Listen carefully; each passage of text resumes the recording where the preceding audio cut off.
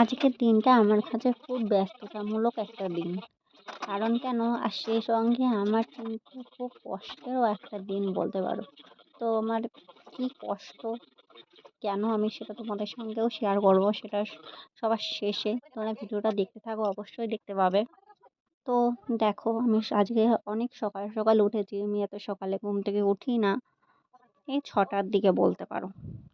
তো সকালে ঘুম থেকে উঠে ১ম এ উঠোন ঝাড় দেওয়া, বাসন মাজা সব করে এসে কিছু কাচাকুচি ছিল, ১ম এ সেগুলো কেচে নিয়েছি। এবার দেখো, সব কাজ কমপ্লিট করে আমি এখন এসেছি আমার বেডটাকে ক্লিন করতে। দেখো, একটা নতুন বিছানার চাদর পেতে দিলাম। নতুন তো না, এটা ধোয়া বিছানার চাদর। তো চাদরটা পাতার পরে এরকম লাগছে একটু, ক্যামেরাটার জন্য অন্যরকম রং লাগছে, মনে হচ্ছে রং উঠা, কিন্তু এতটাও না, ভালোই আছে চাদরটা এখনো। তারপরে দেখো, এতগুলো জামা কাপড় আমি এখন কেচে দেবো। সকালে একবার কেচে দিয়েছি, এখন আরেকবার কেচে দেবো।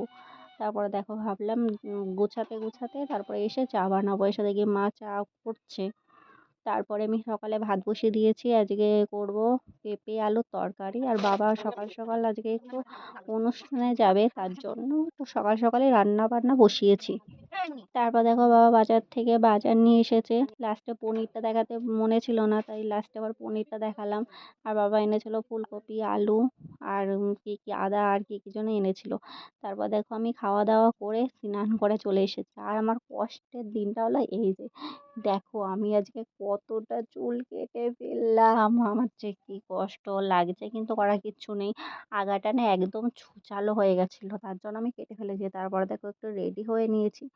রেডি হয়ে এখন যাব আমি স্কুলে। আমার একটু আজকে স্কুলে যাওয়ার আছে। তো আমি স্কুলে কেন যাই তোমরা অবশ্যই জানো। আমি স্কুলে টেলারিং শিখতে যাই, টেলারিংয়ের কাজ।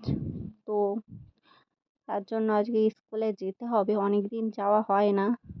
তো তার জন্য একটু তাড়াতাড়ি সব কাজকর্ম সেরে আমি একটু রেডি হয়ে নিয়েছি। আর দুপুরে রান্নাটা বলেছি মাকে রান্না করতে। তো টাটা।